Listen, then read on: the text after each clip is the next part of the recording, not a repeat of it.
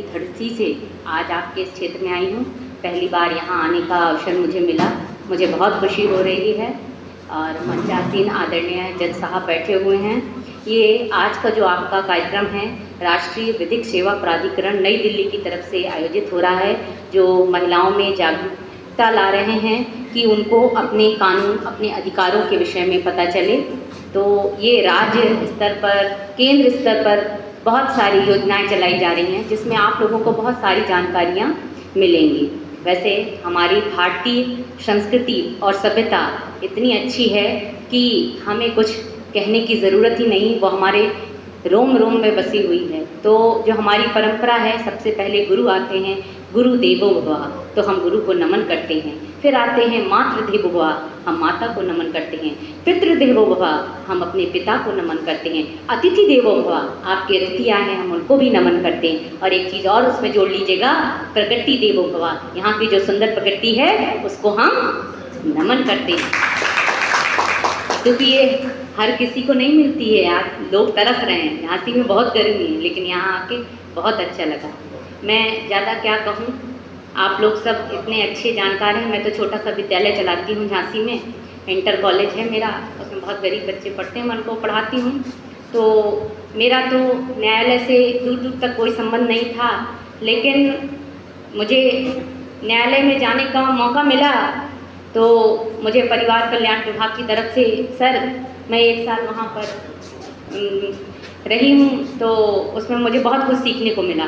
लेकिन मैं आपको एक चीज़ बताऊँ, जो मैंने न्यायालय के अंदर देखी, मुझे कहीं इतनी भीड़ नहीं मिली जितनी मुझे पारिवारिक न्यायालय के अंदर मिली। सबसे ज़्यादा भीड़ अगर कहीं पर मिलती थी तो वो पारिवारिक न्यायालय में मिलती थी। और उसमें क्या था? घरेलू हिंसा। अभी जो सर ने बात करी ना 498 की, वो सही बात है। और आज सब मोबाइल चलाते हैं, सबको सब दिख रहा है, सबको सब पता है। उन्होंने एक बात और कही बहुत अच्छी, कि आपके सबसे ज़्यादा शुभचिंतक अगर कोई हो सकते हैं तो आपके माता पिता हो सकते हैं, और कोई दूसरा नहीं हो सकता आपके माता पिता के अलावा। कोई आपसे कहते कि हम आपको आशीर्वाद देते हैं, खुश रहिए, तो मैं नहीं समझती हूँ, लेकिन आपके माता पिता से ज़्यादा आपका शुभचिंतक कोई नहीं हो सकता है। तो मैं जब उस कोर्ट में जाती थी तो वहाँ पर रोज़ महिलाएं आती थीं, रोज़ कुछ ना कुछ उनकी समस्याएं रहती थी। पहले क्या होता था, पहले हम लोग इतने जागरूक नहीं थे, इतना जानते नहीं थे। हम अपनी बेटियों को समझा देते थे शादी के बाद कि भाई आपको अपने घर में रहना है, अपने ससुराल में रहना है, जैसे भी रहना है वैसे रहिए। आप सावन का सोमवार, वो सावन चल रहा है, बुरा नहीं मानिएगा, हमारी बहनें रोज़ जल चढ़ाने जाती हैं कि नहीं जाती? जाती हैं। हमारी ये बहनें जाती हैं, ये बेटियां जाती हैं, तो क्या मांगती? क्या मांगती? ये सब मांगती हैं कि हमें अच्छा वर मिल जाए, अच्छा घर परिवार मिल जाए। मांगती कि नहीं मांगती? और जिनकी शादी हो चुकी है वो क्या करने जाती हैं?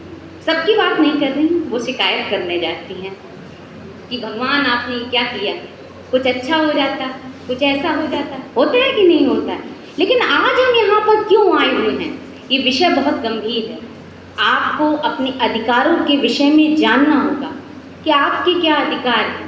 अब कुछ लोग कहने लगेंगे भाई इनको इतना पढ़ा लिखा देंगे, इतने कानून की जानकारी दे देंगे तो ये पता चले हमारे लिए मुश्किल खड़ी न कर दें। लेकिन आपको जानना चाहिए, आपका शारीरिक रूप से, आपका मानसिक रूप से, आपका आर्थिक रूप से किस तरह से शोषण हो रहा है, आपको मालूम नहीं है। आपके पास करोड़ों की जायदाद है, लेकिन अगर आप ट्यूशन पढ़ाते हैं, वो बच्चा आपको 100 रुपये भी फीस देता है ना, और वो 100 रुपये भी अगर आप अपने लिए खर्च करते हैं, तो जानते हैं आप अपने आप को बहुत प्राउड महसूस करते हैं कि मेरी मेहनत का हिस्सा है कि नहीं है। लेकिन वही 100 रुपये अगर कोई आपका छीन के ले जाए तो आपको कैसा फील होगा? लेकिन हमारी जो माताएं बहनें रहती हैं, जो भी कमाई रहती है, वो बड़े प्रेम से, अगर कोई मांगता है, परिवार में कोई परेशानी होती है तो उसको दे देती कि नहीं दे देती? मैं एस.एन. सुब्बा राव जी से बहुत प्रभावित रही सर। एस.एन. सुब्बा राव जी में मुझे 8-10 बार मुझे उनसे मिलना हुआ। वो महिलाओं के बीच में, बच्चों के बीच में बहुत अच्छा काम करते थे। उन्हें विदेश में जाने का मौका मिलता था। विदेश में वहाँ क्यों बुलाया जाता था उनको? वहाँ के लोगों को संस्कार बताने के लिए, हमारी भारतीय संस्कृति को बताने के लिए। वहाँ की जब माँ कहती थी हमारे बच्चे बिगड़ गए हैं, पर आपके यहाँ पे क्या है? बोले मेरे यहाँ नहीं, हमारे यहाँ तो बच्चों को सिखाया जाता है, बताया जाता है, मातृ देवो भव, पितृ देवो भव। ये हमारी संस्कृति, ये हमारी सभ्यता है। तो मैं बताऊं आपके दहेज के लिए क्या कानून है। आपको कोई छेड़ देता है, आपको कोई गलत बोल देता है, आप लोग सहन करके रह जाते हैं, चुप रह के रह जाते हैं। घरेलू हिंसा में मैं बताऊं, एक मेरे पास स्कूल में रहते हैं तो एक लड़की रोज़ समोसा खाती थी, रोज़ समोसा खाती थी। तो मैंने एक दिन उनके पिताजी से पूछ लिया, मैंने कहा भाई साहब, ये आपकी बच्ची रोज़ समोसा खाती है, इसकी माँ टिफ़िन नहीं बनाती?